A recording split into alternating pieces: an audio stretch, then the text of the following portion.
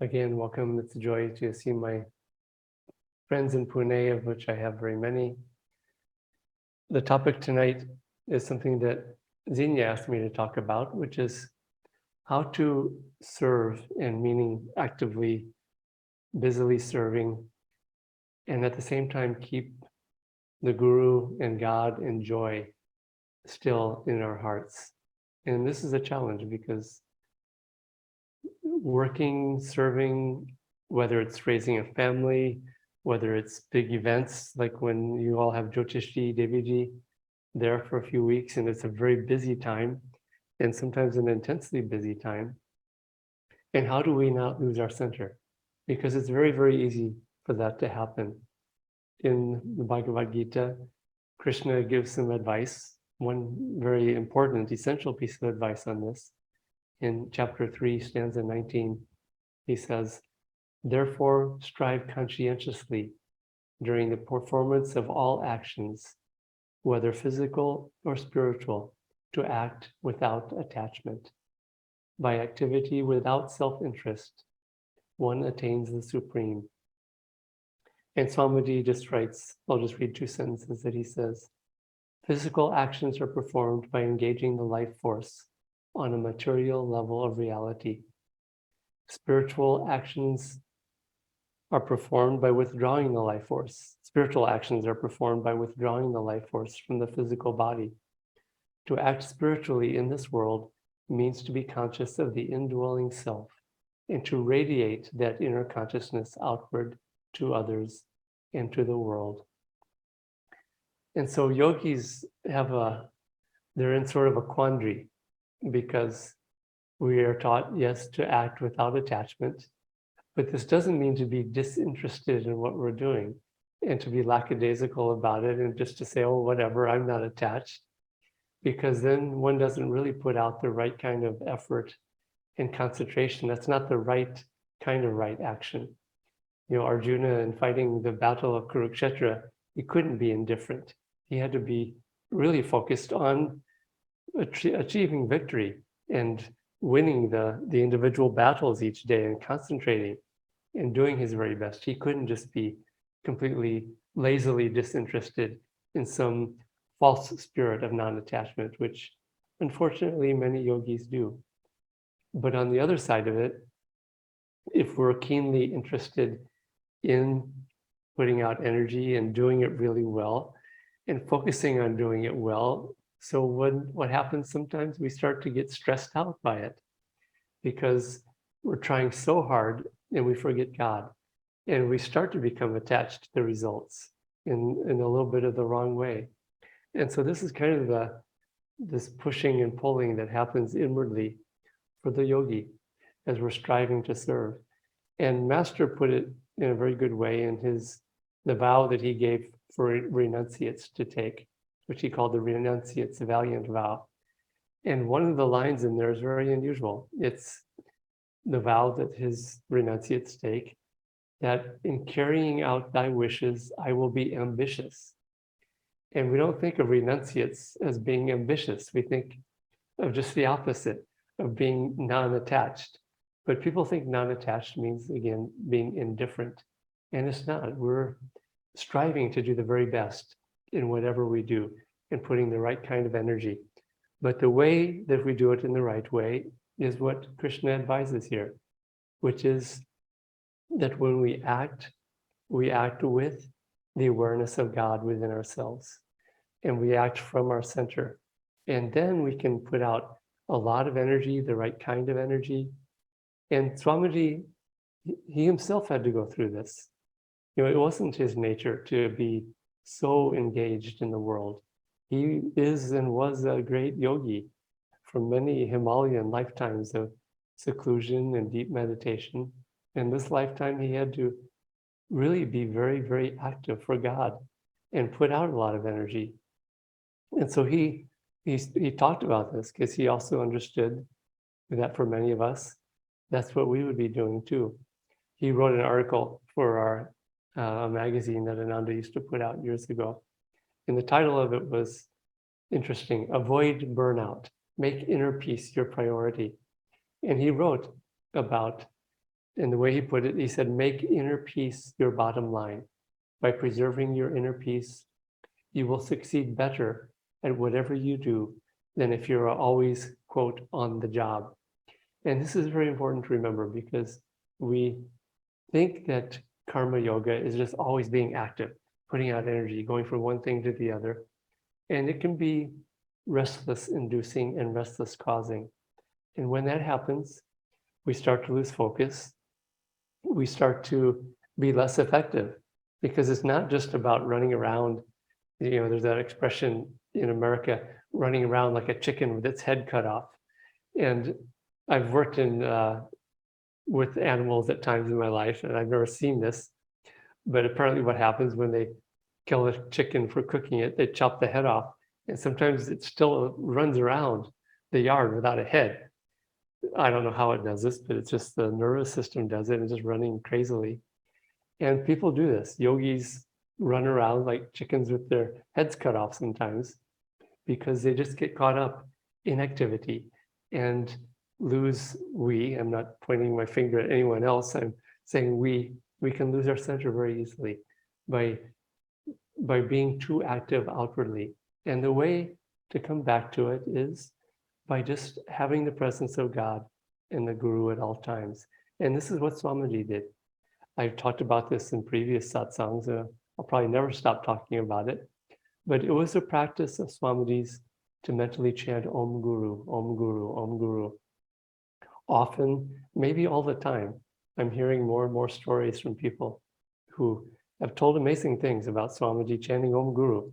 And their understanding was that this was a really almost constant practice of his. One story I just heard recently is a friend who shared that she went to a dinner that Swamiji was hosting. It was a fundraiser for the publishing, Ananda Publishing at Ananda Village.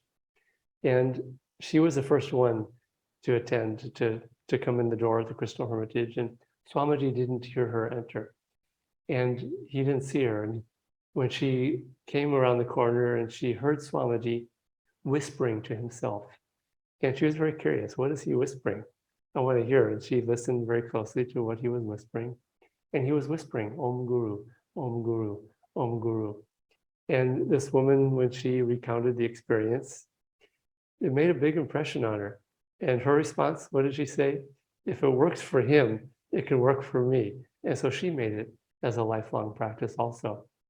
And so this is the way to have the presence of God and Guru in activity, is to make it a practice when we're not intensely active, to have the presence of God and Guru when we have the chance to be centered.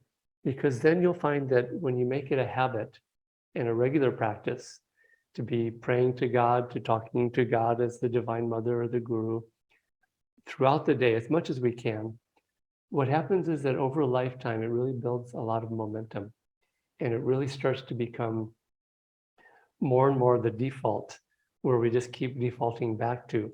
But it takes energy in the beginning to put out that kind of energy, to be constantly talking to God, or be doing this Om Guru Japa, or having one's mind on the presence of the Guru. And when one does it over the course of a lifetime, you will find that in moments of stress, in moments of extreme emergency, in moments of need, that we just naturally start to go back to our default state. There's a friend of mine who heard the story, and I don't know that if it's true or not, but he heard the story of Mahatma Gandhi, who, when he was shot, when he was assassinated, as he was falling over to leave the body, he was heard mentally chanting Sri Ram, Jai Ram.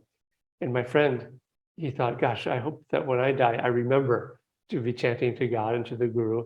I hope I can remember at that moment.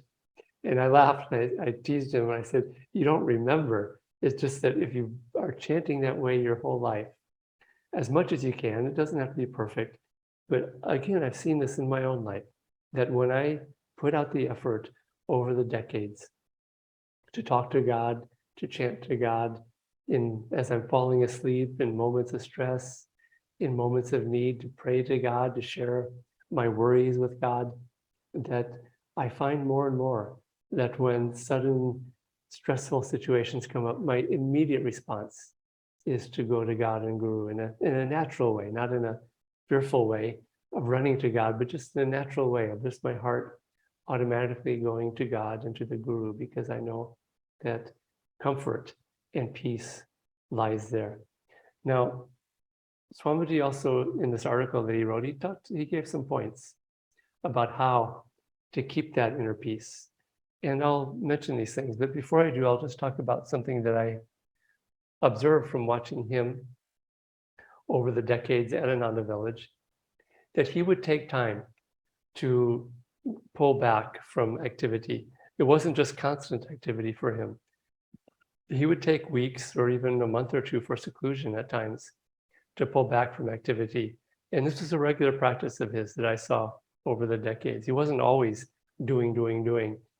At times he was, but at other times he would pause and take a step back.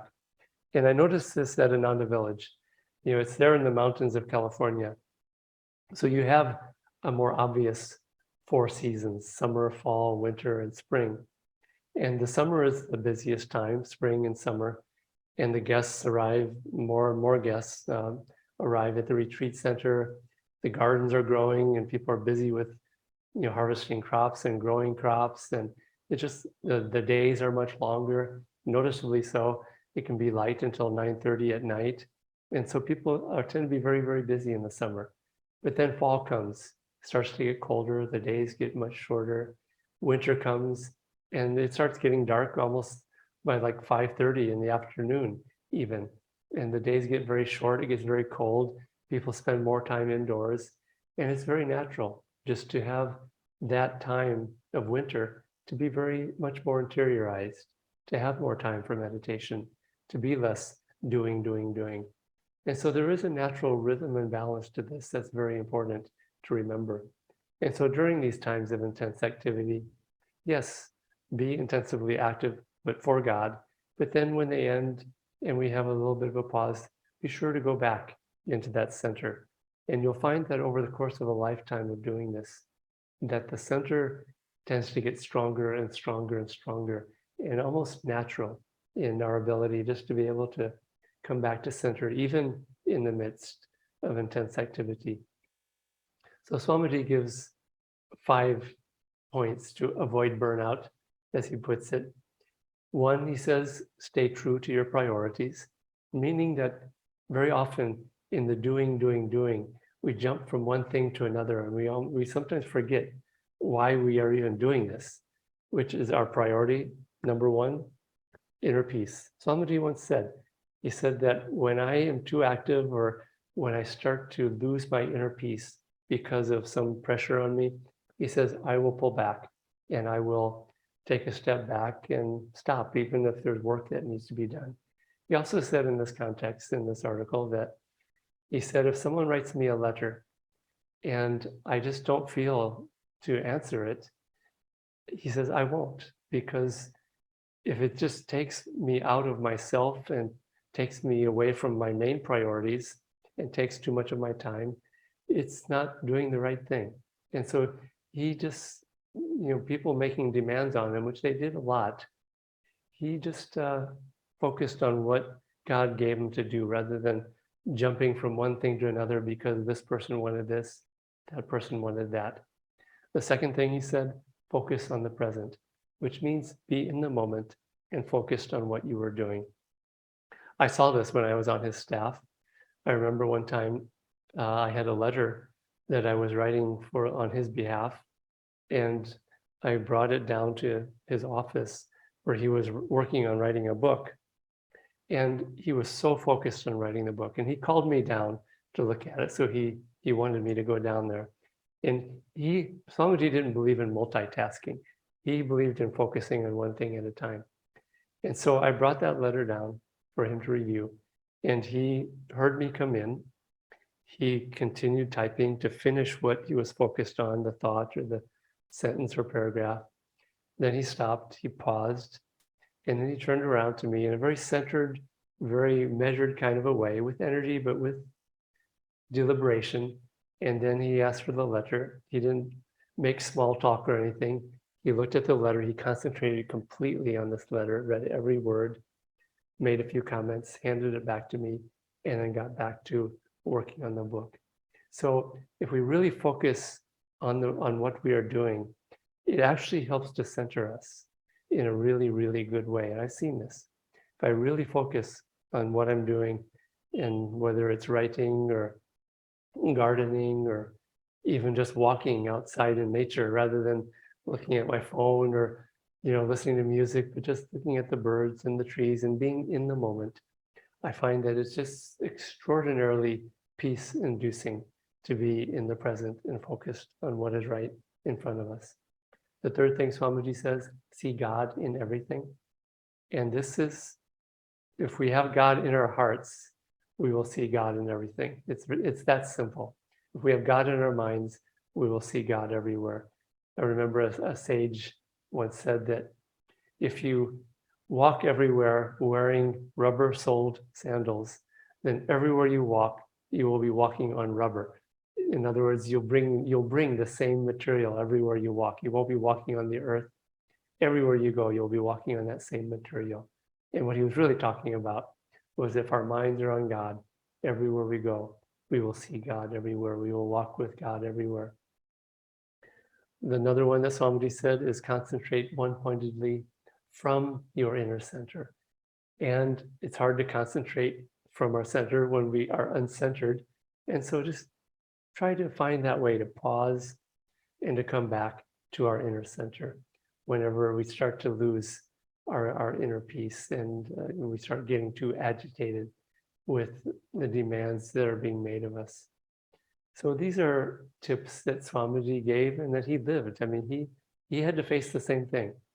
It's not like, well, he could do it. It was easy for him because he was in Nirvikalpa Samadhi, which he wasn't, and he said that. So it was a challenge for him. He had to pull out of a lifetimes of being a hermit yogi in the Himalayas. And so these are all things that are just, it's important. It is a challenge. This world, it's very restless inducing. People are very restless inducing. They get very agitated, including our own guru bhais at times. Just agitation comes. And the answer is just, we can only control our own state, and we can if we work at it. We can't control others, we can't control circumstances, but we can control our center and our regular God contact, guru contact with divine joy through all these practices that I've been talking about. So work on these things. Try to work on having this connection with God, with Divine Mother, with the Guru at all times. Chanting Om Guru or whatever practice you might like doing. And you'll find that it starts to become more and more easy to maintain that during intense activity. So may they bless our efforts with their own grace and with the constant reminder to be remembering God, to remembering Guru. So let's close our satsang by sharing the blessings that we feel, the grace that we feel with all souls.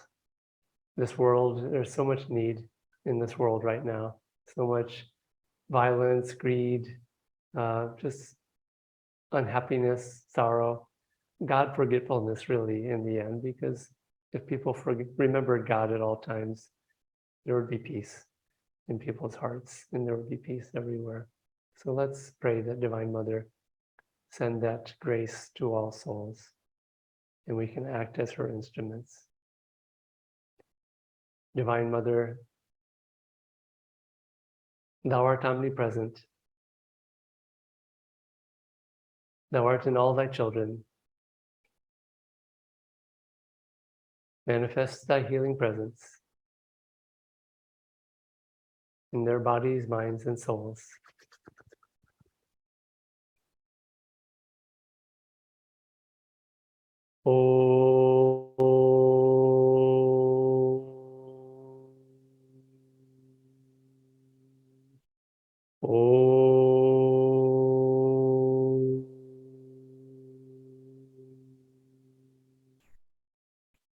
Om.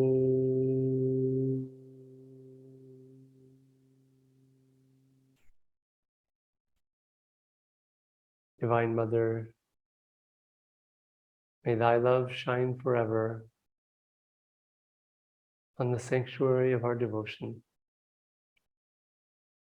and may we be able to awaken thy love in all hearts. Om Shanti Shanti Shanti.